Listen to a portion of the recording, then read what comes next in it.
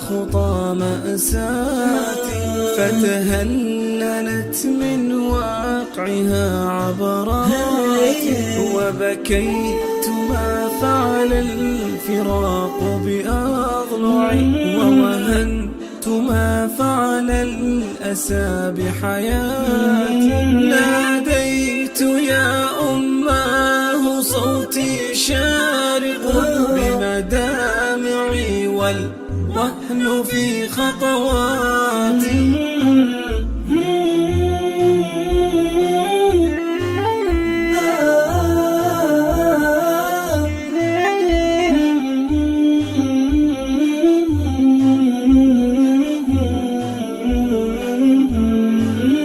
ناديت يا أماه قلبي واجف فمددت أنظاري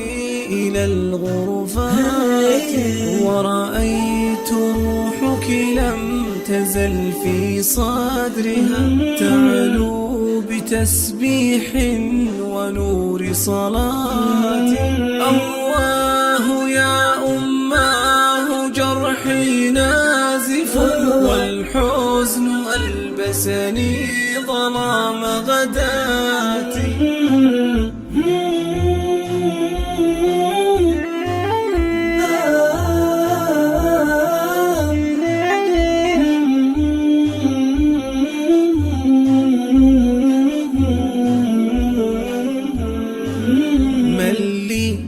بصدر بالحنان يضم وأضمه في أوجه النكبات بل لي بمن جعل التفاؤل دربه وسقاه من ورع التقى سجدات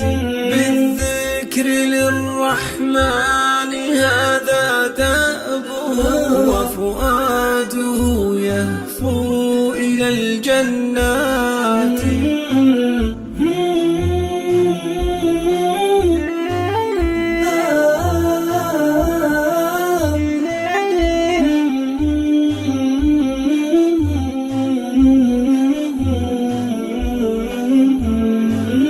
أماه لن أنساك مهما تجملت صور الحياة وأصبحت جنات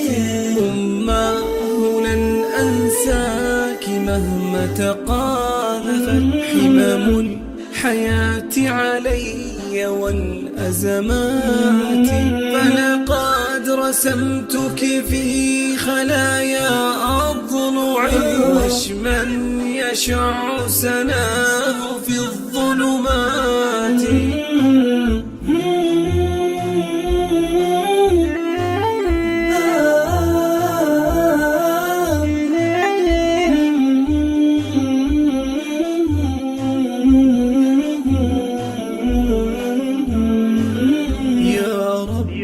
يا رحمن نور قامها وأجرها من ضيق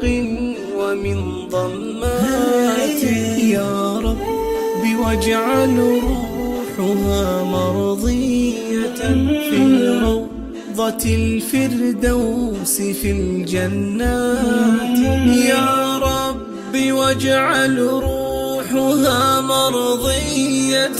في روضة الفردوس في الجنات في روضة الفردوس في الجنات.